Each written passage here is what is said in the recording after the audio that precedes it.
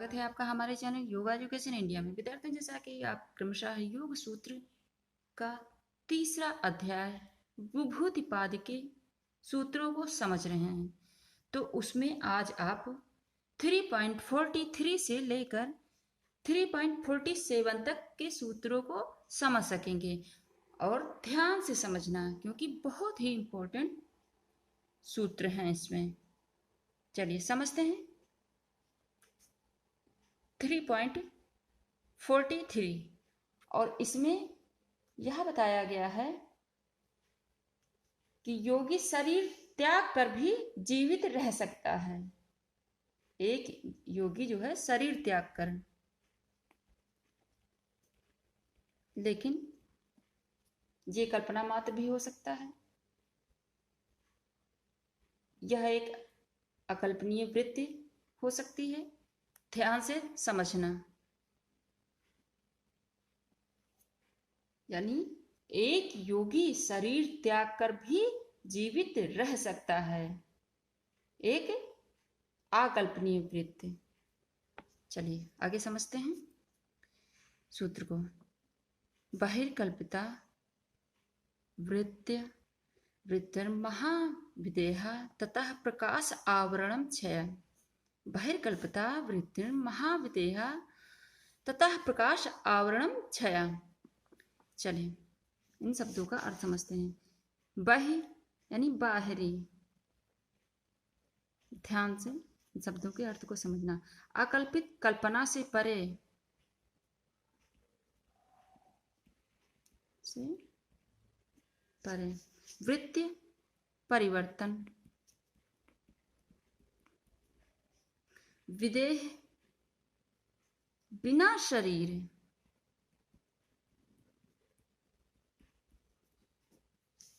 आवरण और प्रकाश का प्रकाश, आवरण यानी बाहरी वस्त्र। जहां पर इसका अर्थ बाहरी वस्त्र लिया जाएगा। क्षय, नष्ट होना।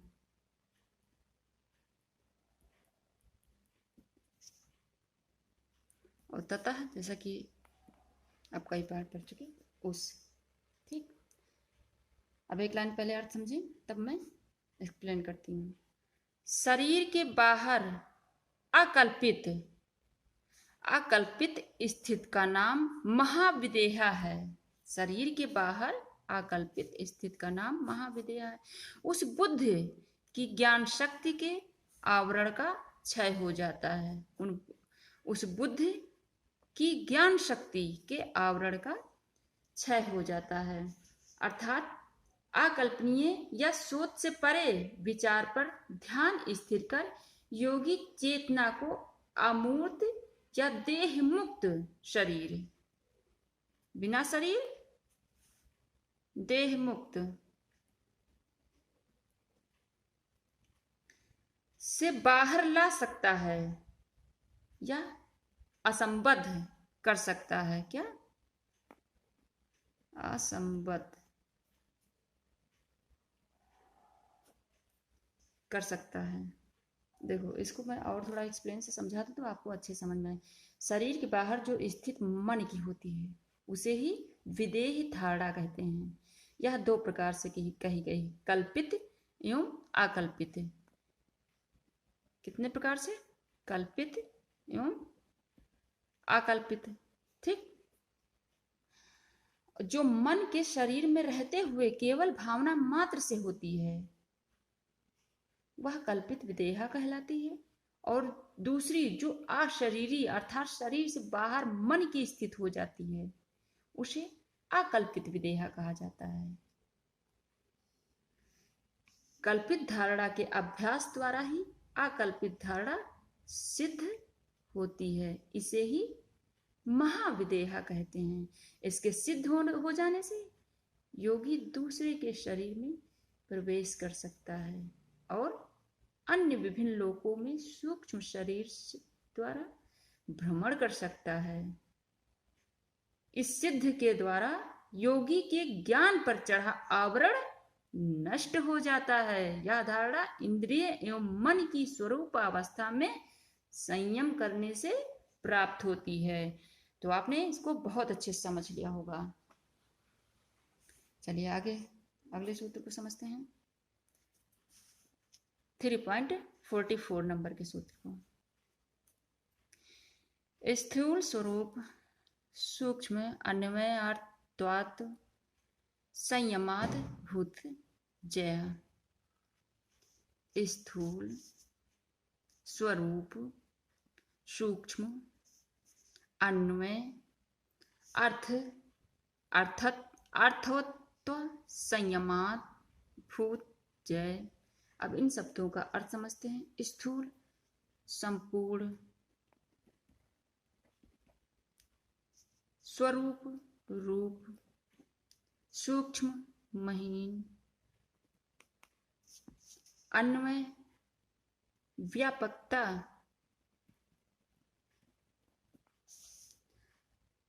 अर्थवत्व यानी उद्देश्य,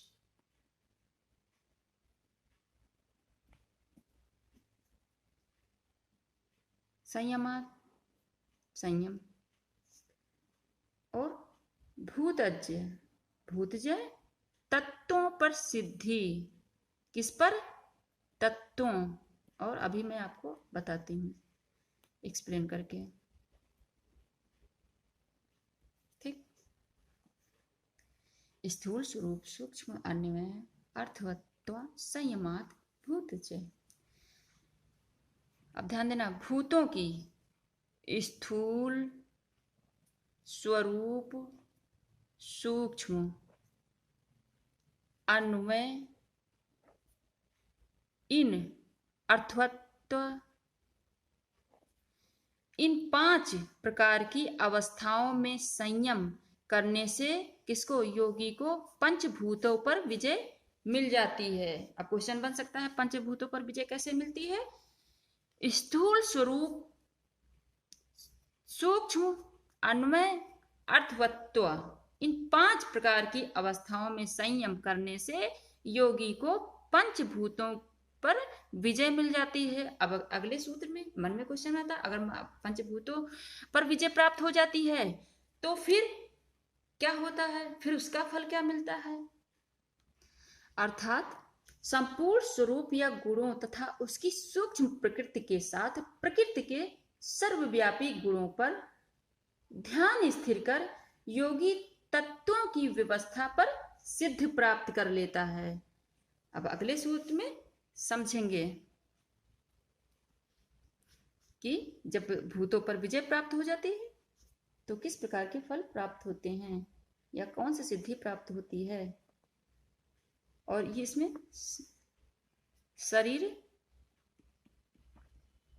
का धन समझेंगे। ध्यान से समझना, यानी तत्वों पर विजय प्राप्त करने के बाद क्या प्राप्त होता है योगी को।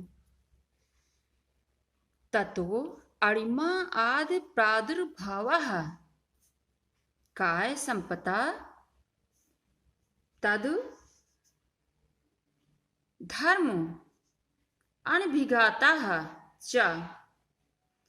ततो अणिमा आदि प्रादुर्भावः काय संपत् तद धर्म अनभिघातः च। अब इन शब्दों का अर्थ आप समझें। ततो यानी उसका या तत उसका, अणिमादि सूक्ष्मता जैसी शक्तियां,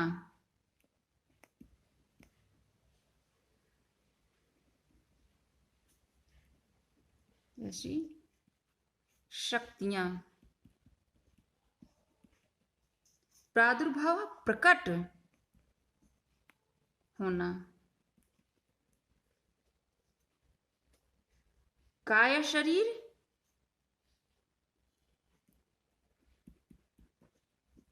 काय मतलब शरीर, संपत्ति सिद्ध, तद उनका, धर्म गुण, अनिभिघातः बिना विरोध।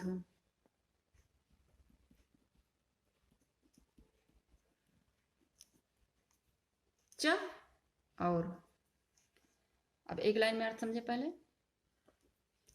उस भूत जैसे, जो पिछले सूत्र में आपने पढ़ा, अणिमा आदि 8 सिद्धियों का प्रकट हो जाना, काय संपत्ति की प्राप्ति और उन भूतों धर्मों से बाधा न होना, ये तीनों होते हैं। जब तत्वों पर विजय प्राप्त होती है तो क्या क्या होता है? अणिमा 8 सिद्धियां, अभी मैं आपको बताती हूँ कौन सिद्धियां प्रकट हो जाती हैं। काय संपदा प्राप्त होती है और उन भूतों धर्मों से बाधा नहीं होता है। ठीक, ये तीनों होते हैं, तीनों प्राप्त होते हैं, या तीनों की सिद्धि होती है। अब अणिमा आदि सिद्धि कौन सी है यह जान ले। देखो, अणिमा मैं यहां लिख दी, अणिमा, लघिमा,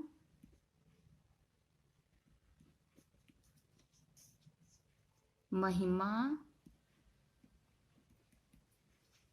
प्राप्ति, प्रकाम्य, वशित्व, ईश्वरत्व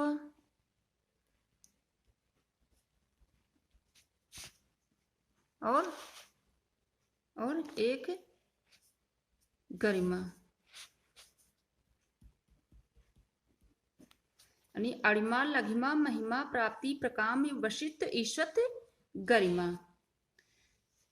इसमें विद्यार्थियों, अणिमा मतलब एक अणु जितना सूक्ष्म होना, और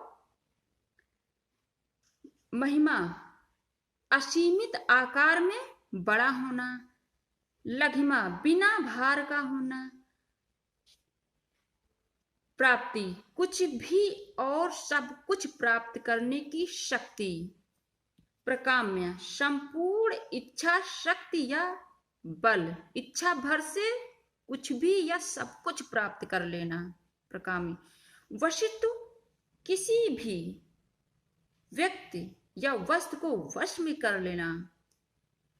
ईश्वरत्व सब कुछ के ऊपर श्रेष्ठता की प्राप्ति करना, और गरिमा भारी होना। विद्यार्थियों, लेकिन यह ध्यान रहे, जो ईश्वरत्व है ये अष्ट सिद्धि, ये सभी तो अष्ट सिद्धियां हैं। इन सभी को प्राप्त कर परम योगी ईश्वर से श्रेष्ठ नहीं हो सकता है। नहीं, यहाँ ईश्वरत्व जो लिखा है आप समझ जाए, सबसे ईश्वर, क्योंकि ईश्वर इन शक्तियों को देने वाले हैं, इसलिए भगवान सबसे श्रेष्ठ है। एक भक्त के लिए इन सारी शक्तियों का कोई अर्थ नहीं होता, क्योंकि उसका मन ईश्वर प्रणिधान, ईश्वर के प्रति समर्पण पर होता है, जो किसी भी परम योगी का सर्वश्रेष्ठ लक्ष्य है। तो आपने बहुत अच्छे से समझ लिया। चलिए अगले सूत्र की तरफ बढ़ते हैं। 3.46, ये भी बहुत ही इंपॉर्टेंट सूत्र है।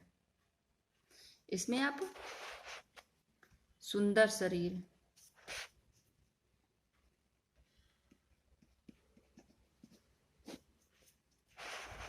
की प्राप्ति को समझेंगे। रूप, लावण्य, बल, वज्र, सनहत्वानि, काय संपदा। रूप का अर्थ सुंदर, रूप, लावण्य सुंदरता, बल शक्ति, वज्र बिजली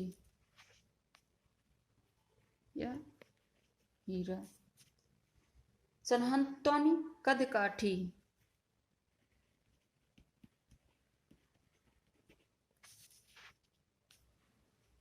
और काय शरीर, संपत्ति सिद्ध या धन। अब एक लाइन समझें। रूप, लावण्य, बल एवं वज्र के सदृश संगठन ये शरीर की संपदाएं हैं। रूप, लावण्य, बल, वज्र और के सदृश ये संगठन, जो इनका संगठन, सदृश मतलब समान, ये शरीर की संपदाएं हैं। अर्थात एक सिद्ध योगी सुंदरता, आकर्षण, लावण्य, लय, बल से सुगठित शरीर और कठोरता के साथ ही हीरे जैसे चमक से संपन्न होता है। अब यहाँ बिजली का क्या तात्पर्य है? हीरे जैसा उसका शरीर चमकदार होता है। अर्थात विद्यार्थियों, शरीर का सुगठित एवं आकृति का सौंदर्य पूर्वक होना ही रूप है। समस्त अंगों में चमक कांति का होना ही लावण्य है। शरीर में बल शक्ति का बाहुल्य होना एवं शरीर के समस्त अंगों का वज्रवत दृढ़ और परिपुष्ट होना, यही चारों काय संपत्ति यानी शरीर की संपदाएं कहलाती हैं। तो आपने अच्छे से समझ लिया। अब अगले सूत्र की तरफ बढ़ते हैं। 3.47 नंबर के सूत्र को समझते हैं। ध्यान से समझना। इसमें आप इंद्रियों पर विजय समझेंगे। चलिए। ग्रहण, स्वरूप, अस्मिता, अन्वय, अर्थत्व, संयमाद इंद्रिय जयः। ग्रहण, स्वरूप, अस्मिता, अन्वय, अर्थत्व, संयमाद इंद्रिय जयः। तो ग्रहण समझने की शक्ति,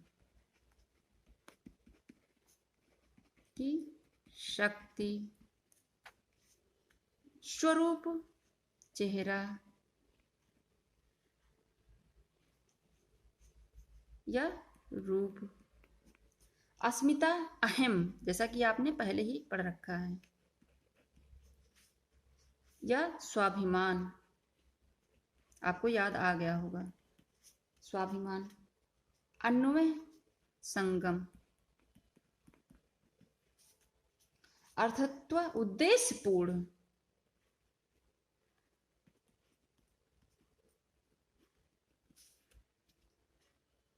और संयमात यानी बाधा से।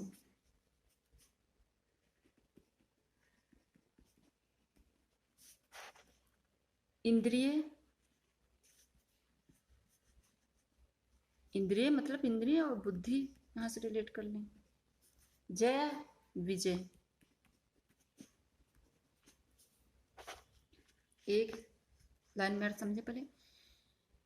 ग्रहण, स्वरूप, अस्मिता, अन्वय एवं अर्थवत्व, इन पांचों अवस्थाओं में संयम करने से मन सहित 11 इंद्रियों पर विजय प्राप्त हो जाता है। यानी मन सहित 5 कर्म इंद्रियां, 5 ज्ञान इंद्रियां 10 और 1 मन 11, उसी को 1-10 बोला जाता है। तो ग्रहण, स्वरूप, अस्मिता, अन्वय एवं अर्थवत्व, इन 5 अवस्थाओं में संयम करने से मन सहित 1-10 इंद्रियों पर विजय प्राप्त हो जाता है।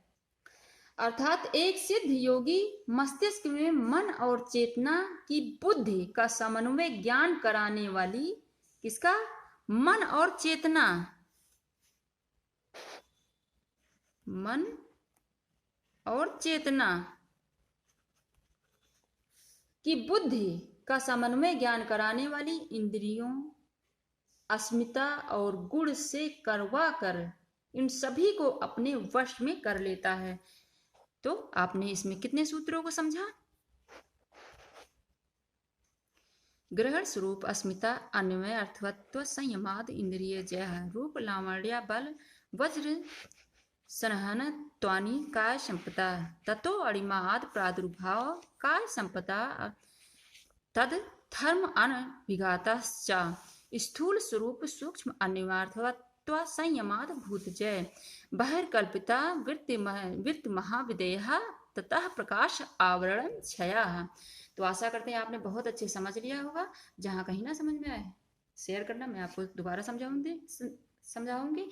और अगर चैनल पर नए हैं तो चैनल को सब्सक्राइब करना, बेल आइकन जरूर प्रेस करना, ताकि मैं जैसे वीडियो अपलोड करूँ आपको तुरंत नोटिफिकेशन प्राप्त हो सके। और स्वयं देखना, दूसरे बच्चों को जरूर शेयर करना और अपना फीडबैक अवश्य देना। धन्यवाद।